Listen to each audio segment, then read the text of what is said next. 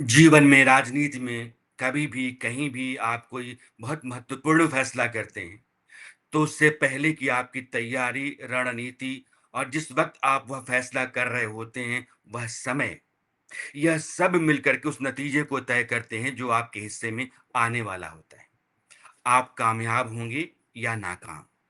और यह बात मैं इसलिए कह रहा हूँ क्योंकि इंडिया ने, जिसको हम इंडिया अलायंस कहते हैं, उसने उपराष्ट्रपति पद के लिए अपने उम्मीदवार का नाम तय कर दिया है, बी सुदर्शन रेड्डी।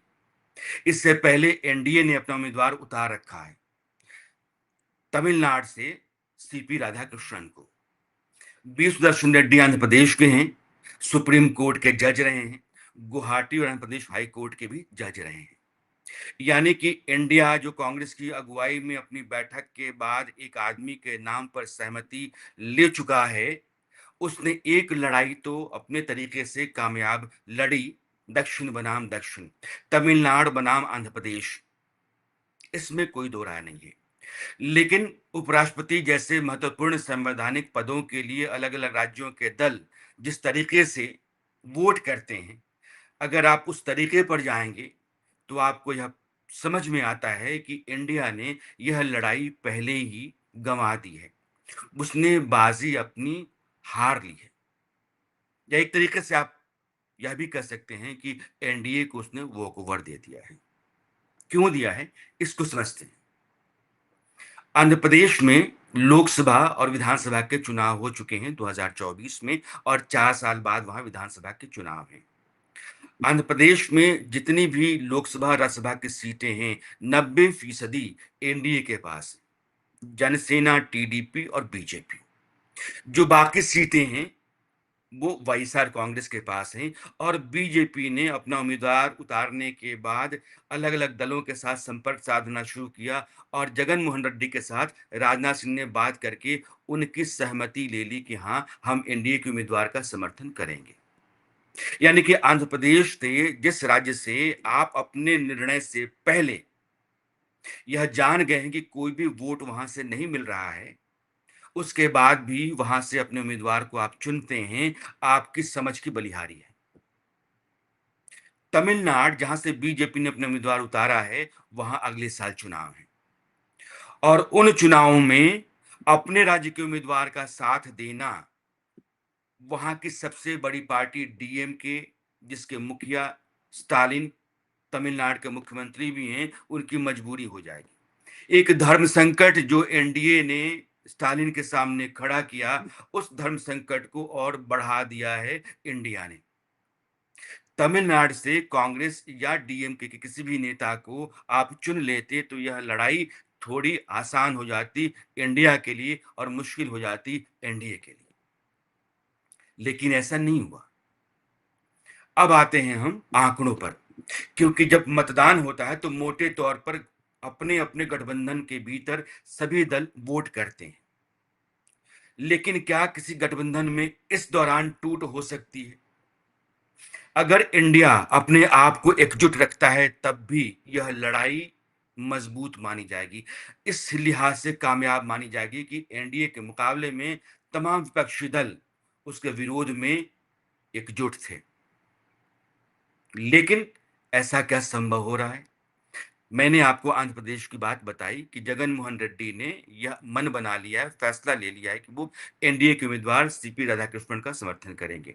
उनके सामने कोई नैतिक मजबूरी नहीं है कि आंध्र प्रदेश के उम्मीदवार का वो समर्थन करें, जैसी मजबूरी या जैसा धर्म संकट स्टालिन के सामने आज की तारीख में है। अब आंकड़ों पर आइए। लोकसभा और राज्यसभा, लोकसभा में 543 सीटें होती हैं, एक सीट वहां खाली है तो 542। राज्यसभा में 245 सीटें होती हैं, वहां 5 सीटें खाली हैं तो 240। तो 542 प्लस 240 कुल मिलाकर के 782 सीटें होती हैं और 782 सीटों का आधा मार्क यानी कि आधा पहुंचता है 391। यानी कि जिस किसी भी गठबंधन के पास 392 सांसदों का समर्थन होगा, उसका उम्मीदवार उपराष्ट्रपति होगा। एनडीए के पास कितने सांसद हैं? नरेंद्र मोदी की सरकार जो आज की तारीख में चल रही है, लोकसभा में उसके पास 293 सांसद हैं और राज्यसभा में उसके पास 129 हैं। तो लोकसभा राज्यसभा दोनों सदनों को जोड़ने के बाद एनडीए के पास सांसदों की कुल संख्या बन जाती है 422। यानी कि 391 से बहुत आगे 422 की संख्या बनती है। लेकिन आंध्र प्रदेश से आपने उम्मीदवार उतारा, जहां से जगन मोहन रेड्डी वो एनडीए के विरोधी दल का है, बावजूद इसके एनडीए ने उनको अपने साथ जोड़ने में कामयाबी हासिल कर ली है। तो उनके भी 4 लोकसभा के 7 विधान राज्यसभा के सांसदों को जोड़ लेते हैं तो 11 सांसद। तो 422 प्लस 11 433। अब आते हैं तमिलनाडु में। तमिलनाडु के भीतर स्टालिन अगर सीपी राधाकृष्णन के खिलाफ जाकर के वोट करते हैं इंडिया के उम्मीदवार के समर्थन में, विश्वेश्वर रेड्डी के हक में, तो एनडीए के लिए बहुत आसान हो जाएगा तमिलनाडु के भीतर यह कहना कि एक ओबीसी कैंडिडेट, जिस ओबीसी की तादाद तमिलनाडु के भीतर 50% के आसपास है, तमिलनाडु का कैंडिडेट, तमिलनाडु के मान स्वाभिमान का मामला और इन सब को दरकिनार करके इस दल ने, डीएमके ने, स्टालिन ने जाकर के एनडीए के उम्मीदवार को ना वोट करके इंडिया के साथ वोट किया है। इनको तमिलनाडु के सम्मान स्वाभिमान के साथ कोई लेना देना नहीं है। और यह बात एनडीए की हो सकता है कि स्टालिन के लिए तमिलनाडु के चुनाव में उल्टा पड़ जाए, उनको नुकसान हो जाए। इसलिए इस नुकसान से बचने के लिए वो बहुत संभव है कि राधाकृष्णन के हक में जाकर के वोट करें। 22 लोकसभा के और 10 राज्यसभा के 32 सांसदों का दल है डीएमके। अगर मैंने यह भी मान लिया कि डीएमके भी चला जाता है तो यह ना सिर्फ इंडिया अलायंस के लिए शर्मनाक होगा, बल्कि यह बहुत बड़ी बाजी हारने जैसा होगा। और कुल सांसदों की संख्या अगर डीएमके भी वोट कर देता है तो 433 प्लस आप 32 और मानिए तो 465। 465 सांसदों के समर्थन से एनडीए के उम्मीदवार को जीत मिलेगी और फिर इंडिया अलायंस कई टुकड़ों में दिखेगा। अभी तक अरविंद केजरीवाल आम आदमी पार्टी की सहमति उसको नहीं मिली है। जगन मोहन रेड्डी ने एनडीए को समर्थन दे दिया है और धर्म संकट में स्टालिन आकर के खड़ा हो गए हैं। इतनी पेच या इतने पेच इस एक फैसले से इंडिया ने अपने ही दलों के सामने, अपने ही दलों के फैसले के भीतर डाल दिया। अब थोड़ा अतीत में आते हैं। राष्ट्रपति पद के 2 चुनावों का जिक्र यहां होना चाहिए। जब प्रतिभा देवी सिंह पाटिल को यूपीए ने अपना उम्मीदवार बनाया था, उस समय शिवसेना एनडीए का हिस्सा हुआ करती थी और उसने प्रतिभा देवी सिंह पाटिल के समर्थन में वोट किया था। कारण ये था कि वो महाराष्ट्र आती थी और महाराष्ट्र की अस्मिता स्वाभिमान के लिए जो महाराष्ट्र की राजनीति करने वाली पार्टी है शिवसेना, उसको प्रतिभा देवी सिंह पाटिल का समर्थन करना पड़ा। ठीक वैसे ही जैसे आदिवासियों की राजनीति करने वाली झारखंड मुक्ति मोर्चा, जिसकी सरकार है झारखंड में, उस पार्टी को द्रौपदी मुर्मू का समर्थन करना पड़ा, एनडीए के उम्मीदवार थे।